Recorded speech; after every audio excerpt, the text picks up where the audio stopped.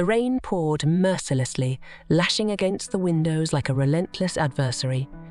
The night was swallowed by darkness, and the only beacon of light was the faint glow emanating from the solitary street lamp. It was on this desolate night that I encountered her, an elderly woman hunched over and shivering, her frail form barely visible through the curtain of rain. As I hurried home, the sound of her feeble voice pierced through the storm, pleading for shelter from the biting cold.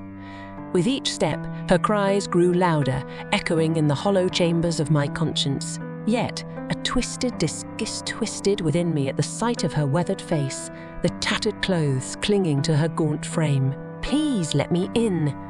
I just need a place to warm up," she implored, her voice cracking with desperation. But I couldn't bear to even look at her.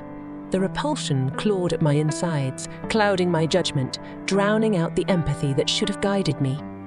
Ignoring her pleas, I quickened my pace, determined to escape the haunting image of her sorrowful. Reaching my doorstep, I thought I had escaped the encounter unscathed, but the echoes of her cries lingered, gnawing at the edges of my consciousness.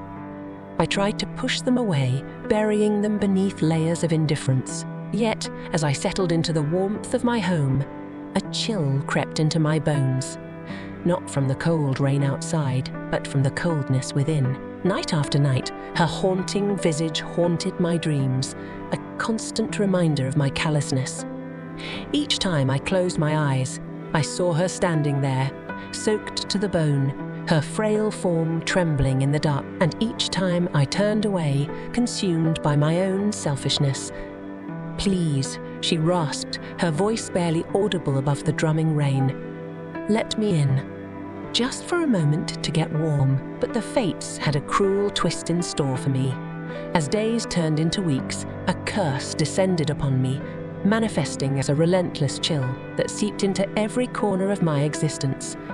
No matter how many layers I piled on, I couldn't shake the bone-deep coldness that had taken root within me. Reflections on empathy and regret, haunted by guilt and consumed by remorse, I sought redemption in vain. The memory of that fateful night gnawed at my soul, a constant reminder of the kindness I had denied. And as the curse tightened its grip, I realized the true cost of my indifference.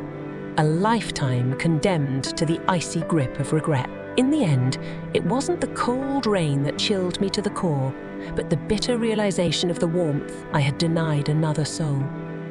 And as I languished in my own self-inflicted misery, I could only pray for forgiveness, a forgiveness that may never come.